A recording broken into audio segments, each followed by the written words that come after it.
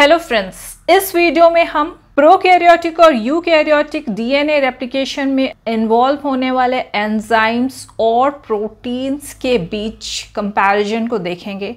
साथ ही हम प्रोकैरियोटिक और यूकैरियोटिक डीएनए रेप्लिकेशन में जो सिमिलैरिटीज़ है उनके बारे में भी चर्चा करेंगे। तो आइए सबसे पहले हम कंपैरिजन को देखते हैं। यूकैरियोट्स और प्रोकैरियोट्स दोनों ही केस में ऑरिजिन ऑफ रेप्लिकेशन होता है।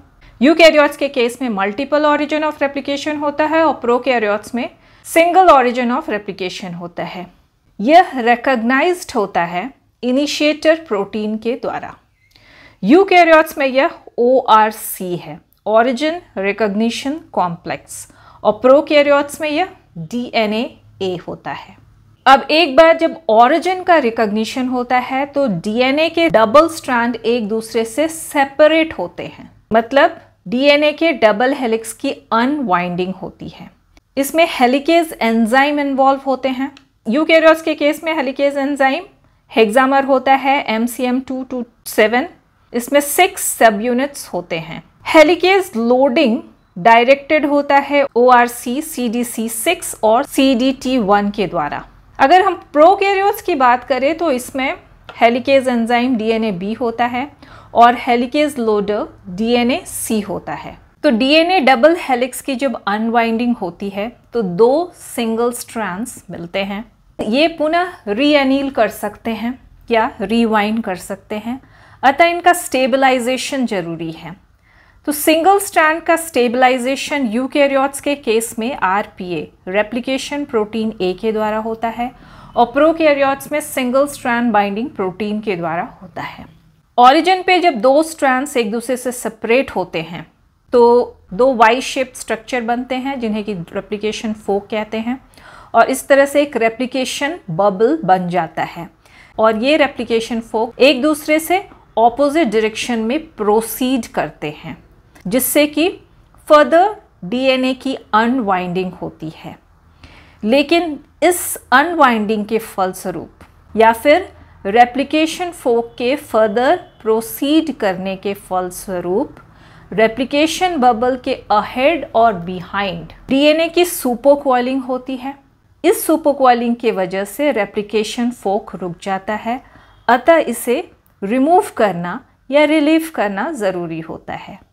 यूकैरियोट्स और प्रोकैरियोट्स दोनों के केस में सुपरकॉइलिंग टोपोआइसोमरेज 2 एंजाइम के द्वारा रिलीव्ड होता है।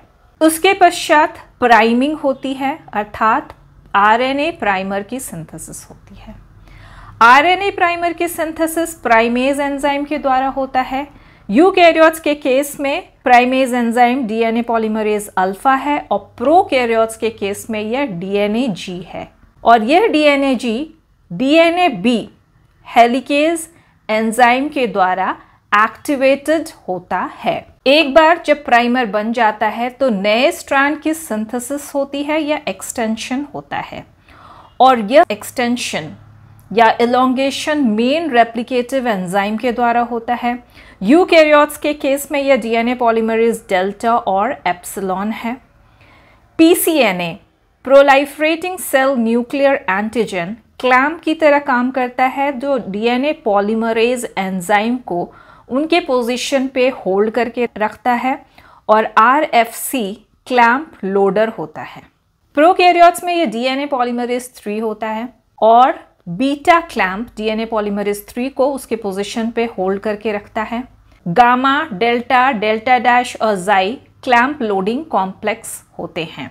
एक बार जब नए स्ट्रैंड की सिंथेसिस हो जाती है तो RNA प्राइमर रिमूव होता है और यह DNA के द्वारा रिप्लेस किया जाता है।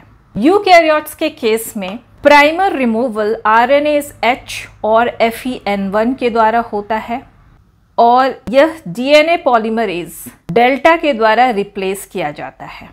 अगर हम प्रोकैरियोट्स की बात करें तो दोनों RNA प्राइमर को रिमूव करना और DNA के द्वारा इसको रिप्लेस करने का काम DNA पॉलीमरेज 1 एंजाइम के द्वारा होता है।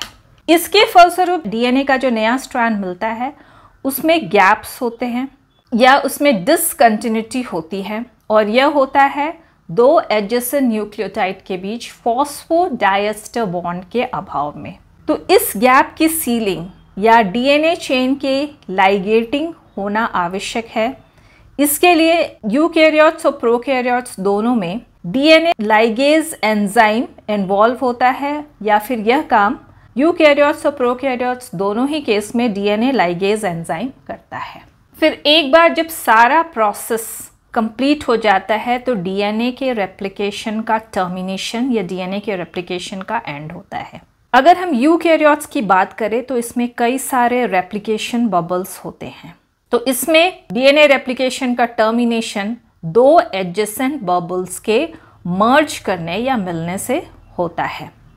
प्रोकैरियोट्स के केस में सिर्फ एक रेप्लिकेशन बबल होता है और दो रेप्लिकेशन फोक्स होते हैं। ये दोनों रेप्लिकेशन फोक एक दूसरे से दूर ऑपोजिट डायरेक्शन में मूव करते हैं, और जब ये एक पॉइंट पे आपस में मिलते हैं तो रेप्लिकेशन का टर्मिनेशन होता है। रेप्लिकेशन फोक को टर्स्टर कॉम्प्लेक्स अरेस्ट करता है या रोकता है। यूकैरियोट्स के केस में डीएनए या क्रोमोसोम लीनियर होता है, अतः यहाँ पे टेलोमियर का भी रेप्लिकेशन होता है या एंड रेप्लिकेशन होता है, जो टेलोमरेज एंजाइम के द्वारा होता है। प्रोकैरियोट्स के केस में एंड रेप्लिकेशन की आवश्यकता नहीं होती है क्योंकि इसमें डीएनए सर्कुलर होता है। आइए हम प्रोकैरियोटिक और यूकैरियोटिक डीएनए रेप्लिकेशन के कुछ सिमिलैरिटीज को देखते हैं। दोनों ही प्रोकैरियोट्स और यूकैरियोट्स में डीएनए रेप्लिकेशन सेल डिवीजन के पहले होता है। दोनों केस में डबल स्ट्रैंडेड डीएनए इन्वॉल्व होते हैं और नए स्ट्रैंड के सिंथेसिस का डायरेक्शन, या हम कह सकते हैं रेप्लिकेशन का डायरेक्शन 5' to 3' होता है। इन दोनों में ही रेप्लिकेशन बाई डायरेक्शनल होता है, यानी दो रेप्लिकेशन फोक एक दूसरे से ऑपोजिट डायरेक्शन में मूव करते हैं। रेप्लिकेशन सेमी कंजर्वेटिव होता है। एक डीएनए के रेप्लिकेशन से जो दो डीएनए मिलते हैं उनमें एक ओल्ड स्ट्रैंड होता है यानी पेरेंटल स्ट्रैंड होता है जो कि कंजर्व्ड होता है, और दूसरा न्यूली सिंथेसाइज्ड स्ट्रैंड होता है। इसलिए हम इसे सेमी कंजर्वेटिव रेप्लिकेशन कहते हैं। यह सेमी डिसकंटिन्यूस होता है क्योंकि इसमें एक स्ट्रैंड की सिंथेसिस कंटिन्यूसली होती है जिसे हम लीडिंग स्ट्रैंड कहते हैं, और दूसरे स्ट्रैंड की सिंथेसिस छोटे छोटे फ्रेगमेंट्स के रूप में होती है जिसे हम ओकाज़ाकी फ्रेगमेंट कहते हैं। अतः रेप्लिकेशन सेमी डिसकंटिन्यूस होता है। नए स्ट्रैंड के सिंथेसिस के लिए यूकैरियोट्स और प्रोकैरियोट्स दोनों ही केस में आरएनए प्राइमर की आवश्यकता होती है, क्योंकि डीएनए पॉलीमरेज नए स्ट्रैंड के सिंथेसिस को इनिशिएट नहीं कर सकता है। इसे 3' ग्रुप की आवश्यकता होती है और यह 3' ग्रुप आरएनए प्राइमर प्रोवाइड करता है। यूकैरियोट्स और प्रोकैरियोट्स दोनों केस में डीएनए का रेप्लिकेशन 3 स्टेप्स या सीक्वेंसेस में होता है: इनिशिएशन, एलोंगेशन और टर्मिनेशन। तो ये थी आज की वीडियो। अगर आपको ये वीडियो पसंद आई हो तो इसे लाइक करें, शेयर करें और मेरे चैनल को सब्सक्राइब करना ना भूलें। Thank you.